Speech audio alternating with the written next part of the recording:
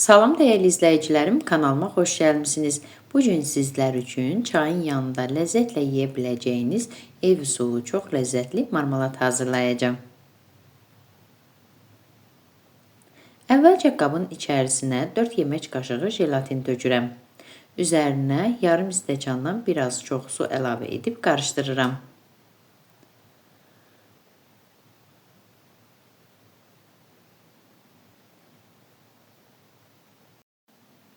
Beləcə bir kənarda saxlayıram.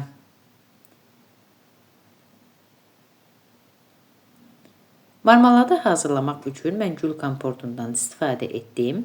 Qabın içərisinə 200 ml stəkanla 2 stəkan kompot tökürəm.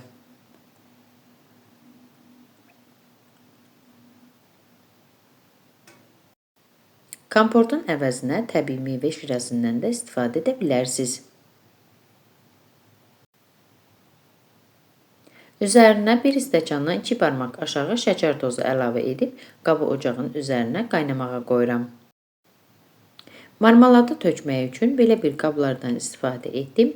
Qabları əvvəlcə duru yağla yaxşıca yağlayıram.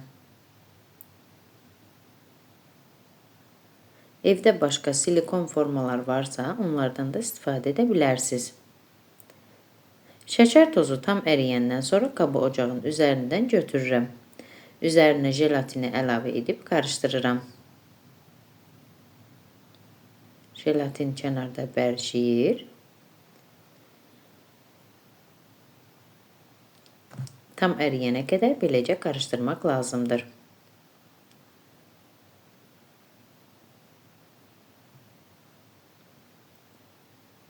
Rəng üçün içərisinə albal rəngindən istifadə etdim.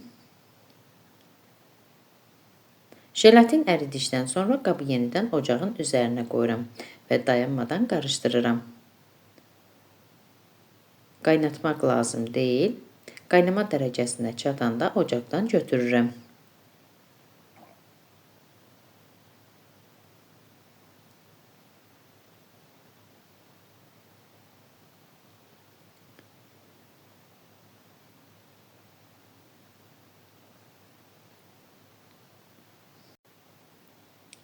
Asan tökmək üçün mən bu qabdan istifadə etdim. Qabın içərisinə tökdüm. Daha sonra isə formalara əlavə edirəm.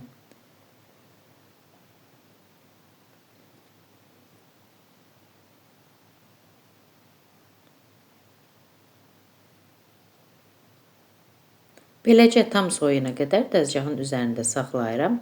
Daha sonra isə soyuducuda 4-5 saat saxlamaq lazımdır ki, tamamilə bərksin. Artıq mənim marmeladım hazırdır, bərkiyib. Qablardan çıxarıram.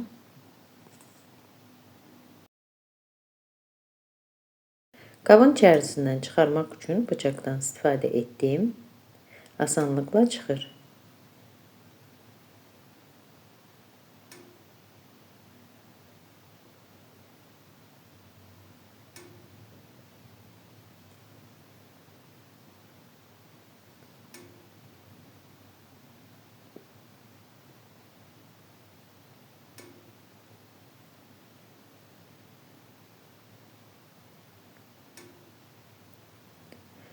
Daha sonra isə bıçaqla kəsirəm.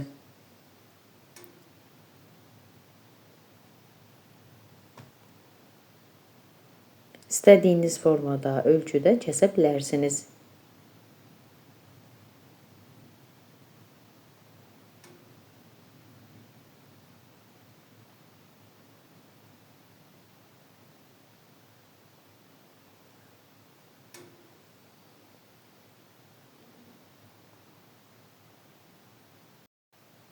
Əziz xanımlar, görünüşü də, dadı da olduqca gözəl olan marmeladlar hazırdır.